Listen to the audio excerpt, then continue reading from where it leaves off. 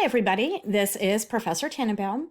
I just wanted to take a few minutes to talk to you as you move on to your final infographic project to make sure that you know about all the different resources and help and advice that is available to you as you work on this.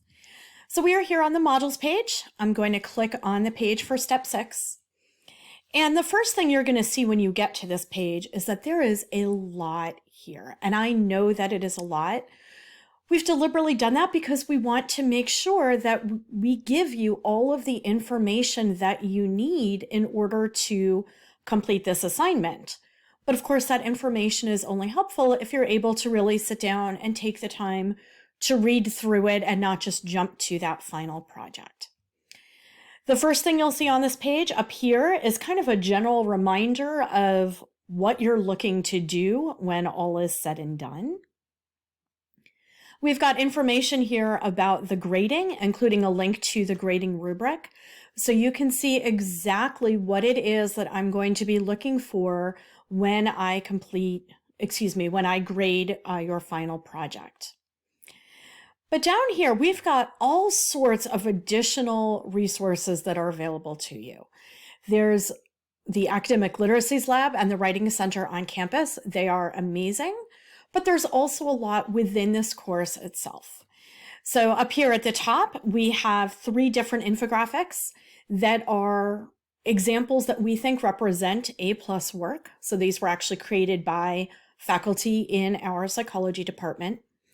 In addition, I this semester added a bad infographic, which literally just walks through all of the common errors that I see every semester.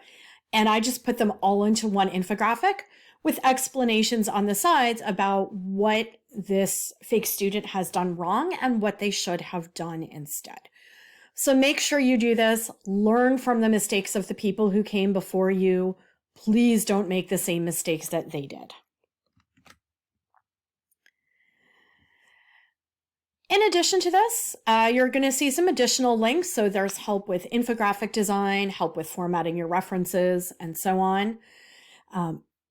Take time, read through this. Some of them you may not need as much.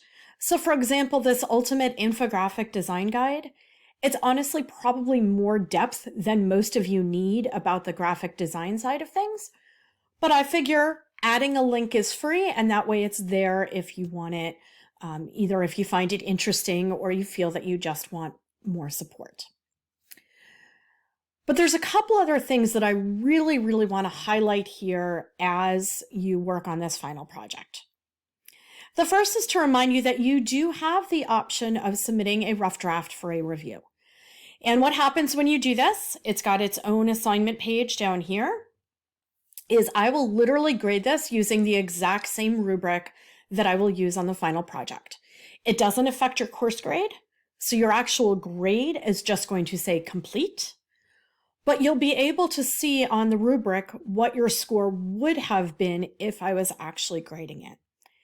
And this is honestly a no-lose situation on your part. Best case scenario is I say, oh my gosh, this is an A+ assignment. You either don't have to change a thing or you have to pick this, fix this one little teeny tiny error and you'll have 100. And I've had that happen before. And that's kind of nice when you can rest easy and be like, oh, I got an A, cool. Worst case scenario is I say, oh my gosh, you have so much work to do, but at least you know that before you turn it in for a final grade. And of course, for most people, it's going to be somewhere in between where I say, look, this part is great, don't change a thing, but add more detail over here or fix that mistake over there. And again, it means that when you turn it in for the final grade, you know where to focus your efforts and you can relax about the parts that I've already said were very well done and know that those parts are well done, and it takes some of the stress off of you.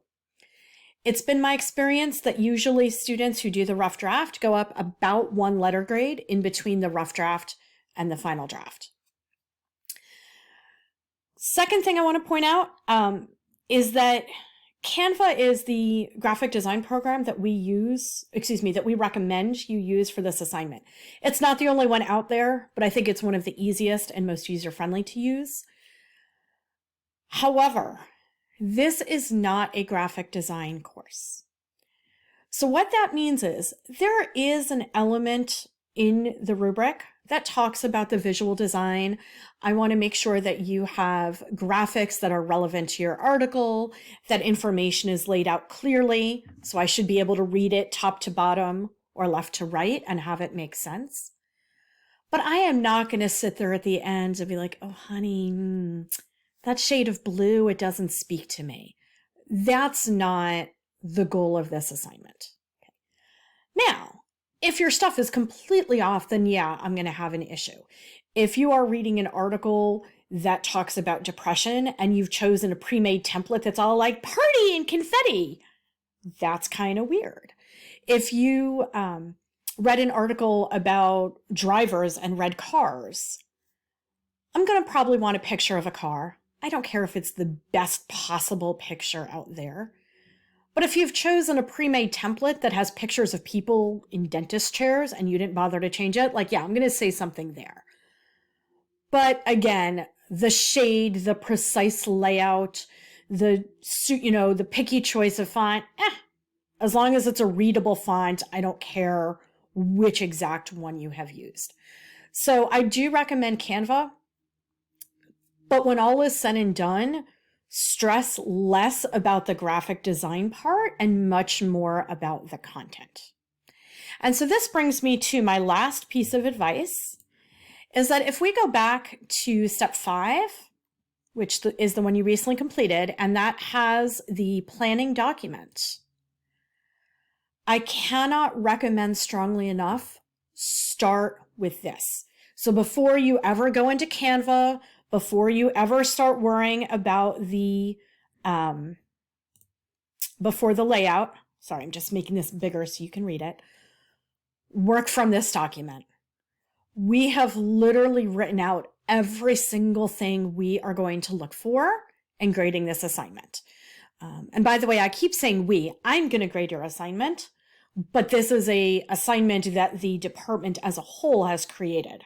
So I say we in the sense that we all use the same standards, but I'm the one grading you. But this walks you through exactly what you need. State the overall results, and here's an example. So you can look, okay, how much detail are we looking at? What writing style? How did they cite their source? Okay. You know that as you scroll down, write your references in APA format. So even before you get into the graphic part, put your references here. Make sure you've got them ready to go. Make sure you've double checked APA format. When you look at the scoring rubric, you'll see that there's only about 10% of your assignment grade that is related to the actual graphic design. So yeah, it counts. You shouldn't ignore it.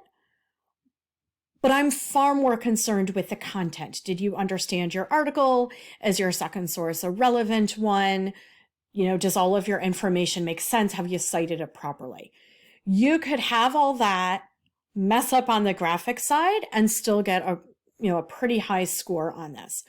Whereas if, for example, you omit APA references, I've had students that have no citations, no reference list. That's 2 letter grades right there.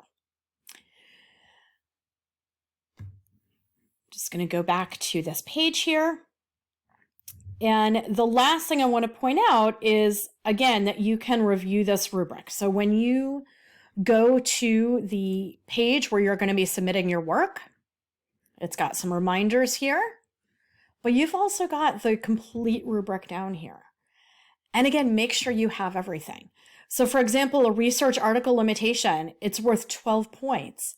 If a student did it and they added a limitation and they had some issues, they might get 9 points out of 12. But if they don't have it at all, that's 12 points right there out of 100 that's gone. I've had students who omit the limitation and who omit the in-text citations. That's 2 letter grades off the bat that they have lost before we even get to any of their other content. So really make sure that you go through this and kind of use it as a checklist. And again, this is why the rough draft is your friend, right? Because you can use it as a checklist, but you can also get feedback from me directly.